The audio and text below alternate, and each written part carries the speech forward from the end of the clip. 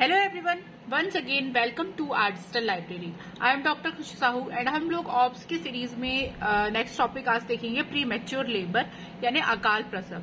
इसके पहले मैं बहुत से गायनी के ऑब्स के टॉपिक कवर कर चुकी हूँ ऑलरेडी, जो कि एक दूसरे से लिंक्ड है।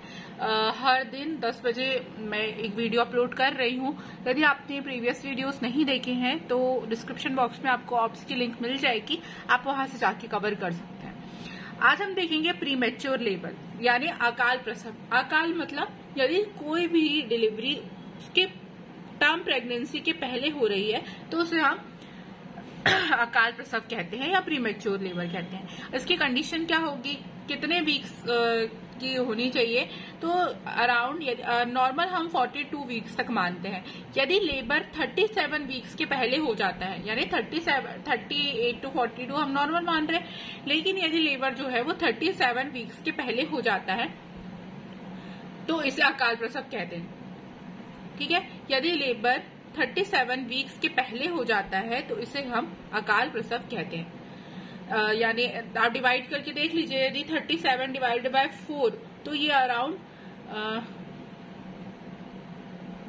9 मंथ से पहले जो है पहले का वीक आएगा। तो 37 वीक से यदि पहले लेबर हो रहा है तो उसे हम प्री मैच्योर लेबर कहते हैं। इसके कॉजेज क्या हो सकते हैं, तो pre mature rupture of membrane. जब हम पहला टॉपिक पढ़ रहे थे नॉर्मल लेबर, उसमें मैंने आपको बताई थी कि प्री मैच्योर रप्चर क्या होता है। यदि बेबी कि हमें शो मतलब उसका जो हेड वाला रीजन है वो शो होने से पहले, प्रेजेंटिंग पार्ट शो होने से पहले यदि रप्चर अंदर ही हो गई है मेम्ब्रेन तो उसे हम premature rupture of membrane कहते हैं। Then infection of amniotic fluid की वजह से भी प्री मैच्योर लेबर हो सकता है। पॉलीहाइड्रोमनियास यानी गेस्टेशनल डायबिटीज मेलाइटस के केस में, जो कि हम आगे ये टॉपिक डिटेल में पढ़ेंगे, सिलेबस में है। मल्टीपल प्रेगनेंसी, यदि एक से ज्यादा बच्चे हैं तो भी प्री मैच्योर लेबर हो सकता है।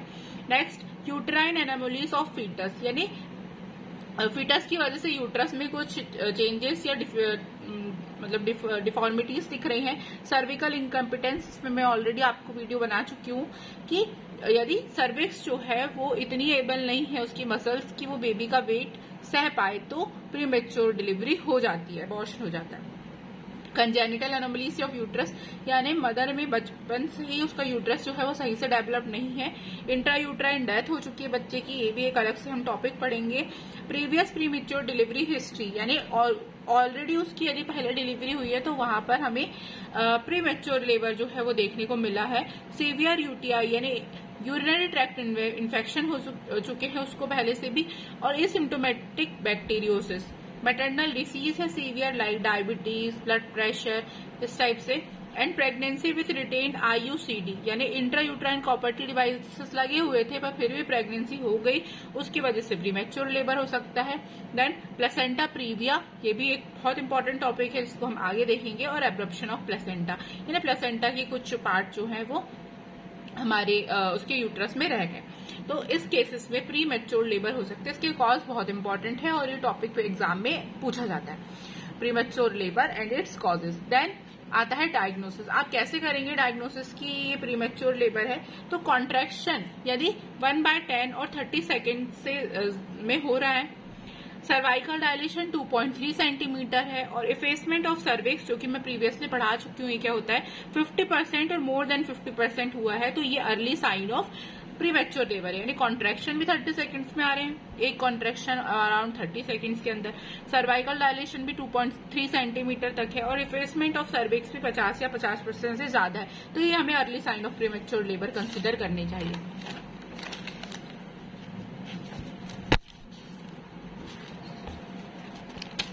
नेक्स्ट है शो। शो मैं आपको पहले प्रीवियस वीडियोस में बता चुकी हूँ। शो मतलब होता है ब्लड स्टेन्ड म्यूकस, यानी जो लेडी है उसके म्यूकस में ब्लड आने लगा और formation of bag of water ये हो गई है, तो यहाँ पर हम लेट साइन, इसको लेट साइन कंसिडर करते हैं। अर्ली साइन में टोकोलाइटिक, ये स्पेलिंग थोड़ी गलत है, TOCO टोकोलाइटिक। टोकोलाइटिक एजेंट जो होते हैं, टोकोलाइटिक एजेंट की सहायता से इसे रोका जा सकता है। यानी यदि हमने अर्ली साइन में डायग्नोसिस कर लिए, जहां पर हमको सर्वाइकल डायलेशन देखने को मिला है, कॉन्ट्रैक्शन देखने को मिला है, यदि हमने अर्ली साइन में नोटिस कर लिए तो हम टोकोलाइटिक एजेंट्स जो होते हैं, एक प्रकार की ड्रग्स है, इनकी सहायता से प्रीमैच्योर लेबर को रोक सकते हैं, यानी बेड रेस्ट वगैरह देकर।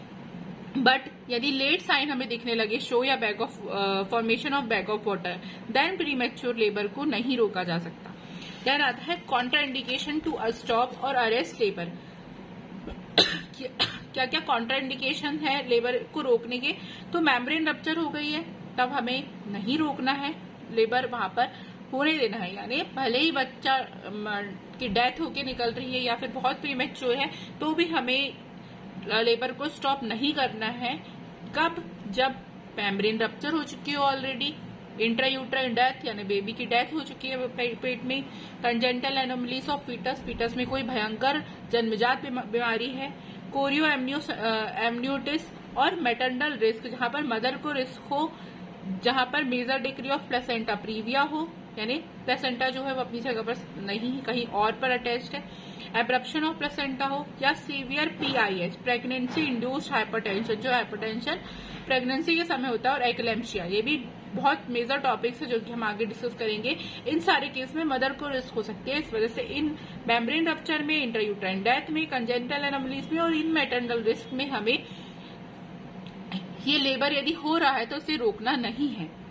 ठीक है, बाकी मैनेजमेंट हम कैसे करेंगे? यदि रोका जा सकता है तो उस केस में कंफर्मेशन, सबसे पहले हम कंफर्म करेंगे कि ये प्रीमैच्योर लेबर का केस है या नहीं। Assessment of cervical dilation and effacement by per vaginal examination, यानी सर्विक्स का कितना डायलेशन हुआ है, कितना इफेसमेंट हुआ है, उसको हम PV एग्जाम पर वेजाइनल यानी वेजाइना में फिंगर इंसर्ट कराकर हम ये चीज चेक करते हैं।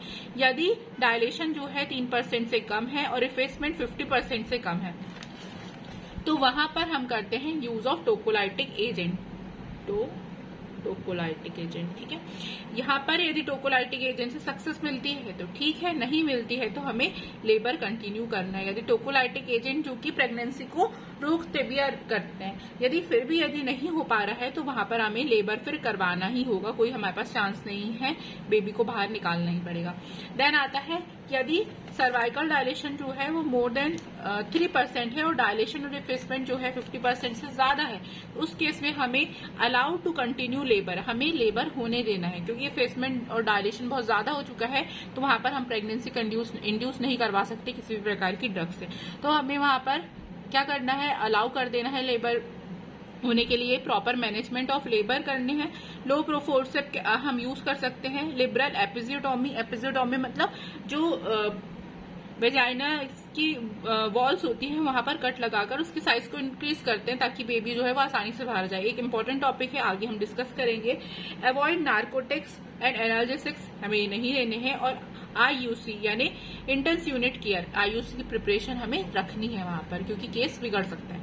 नोट, यदि टोकोलाइटिक एजेंट की सहायता से प्रेगनेंसी रोकने में सक्सेस होते हैं तो टोकोलाइटिक एजेंट से प्रेगनेंसी कंटिन्यू करते हैं और बेड रेस्ट देते हैं। इस केस की बात हो रही है जहां पर हमें टोकोलाइटिक एजेंट से सक्सेस मिल रही थी, तो हम उसे ओवरऑल पूरी प्रेगनेंसी कंटिन्यू रखेंगे टोकोलाइटिक एजेंट और उसे फुल बेड रेस्ट देंगे ताकि कहीं पर भी प्रीमैच्योर लेबर के चांसेस फिर से अराइज ना हो।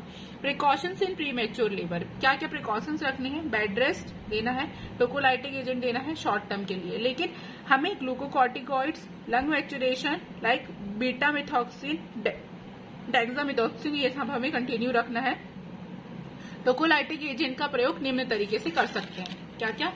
शॉर्ट टर्म में हम टोकोलाइटिक एजेंट कैसे देंगे? 1 से 3 दिन तक IV देते हैं तथा इसके बाद ग्लूकोकॉर्टिकॉइड्स को शुरू करते हैं। और लॉन्ग टर्म के लिए stop labour by IV tocolytic agent then start oral tocolytic agent, यानी लॉन्ग टर्म तक हमको मान लीजिए कि उसका प्रेगनेंसी जो है वो 37 वीक्स के आसपास हमें प्रीमेच्योर लग रहा है, तो शॉर्ट टर्म है, थोड़े दिन तक हम उसको IV लाइन में देकर और ग्लूकोकॉर्ड शुरू कर सकते हैं। लेकिन यदि 5वें महीने, 4थे महीने, ऐसे में 6वें महीने में यदि हमें प्रीमेच्योर लेबर के चांसेस लग रहे हैं तो हमें लेबर को स्टॉप करने के लिए IV टोकोलाइटिक एजेंट्स देने सबसे पहले थोड़े दिन तक, देन इसके बाद ओरल टोकोलाइटिक एजेंट्स की सहायता से प्रेगनेंसी कंटिन्यू करनी है। और यदि कंडीशंस कुछ ऐसी हो रही है जहां पर मदर की बॉडी हार्मफुल है या डेथ हो सकती है, ये जो केसेस हमने पहले डिक्लेयर किए, तो फिर यहाँ पर हम प्रेगनेंसी कंटिन्यू नहीं करेंगे, यहाँ पर हमें फिर लेबर करवाना ही होगा। तो ये एक इम्पॉर्टेंट टॉपिक था, होप कि आपको समझ में आया हो। चैनल को सब्सक्राइब करें, बेल आइकन को प्रेस करें ताकि आने वाले वीडियोस की नोटिफिकेशन आपको टाइम पर मिल जाए। Thank you.